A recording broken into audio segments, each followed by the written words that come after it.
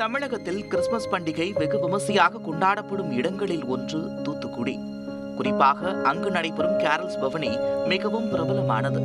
Carols பவனிக்கான ஏற்பாடுகளை தூத்துக்குடி மீனவ மக்கள் செய்து வந்த நிலையில் அனைத்தையும் தலைகீழாக மாற்றியுள்ளது பெருமலை.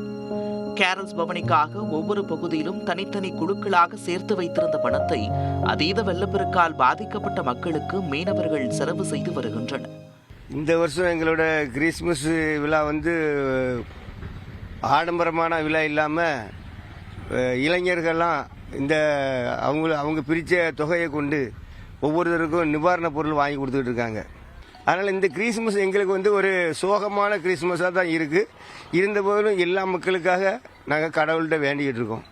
தூத்துக்குடி பகுதியில் இந்த ஆண்டு கேரல்ஸ் பவனி ரத்து செய்யப்பட்டதால் கிறிஸ்துமஸ் விழா களையிழந்து காணப்பட்டது. பலர் உணவுக்கே திண்டாடும் நிலையில் கிறிஸ்துமஸ் புத்தாண்டு விழாக்களை கொண்டாடுவது எப்படி என மீனவர்கள் கேள்வி எழுப்புகின்றனர். நாங்கள் ரொம்ப பாதிக்கப்பட்ட கிறிஸ்துமஸ் ஜனவரி வருது.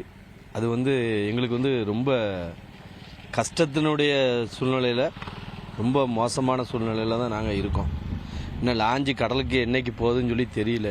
2 லட்சம் இருந்தால் தான் தொழில் பார்க்குறதுக்கு இன்னும் அடுத்து போக முடியும். ஏகப்பட்ட லேபர் மாதிரி சாப்பாட்டு கூட வழி இல்லாமல் அங்கேயும் எங்கேயும் இருக்காங்க.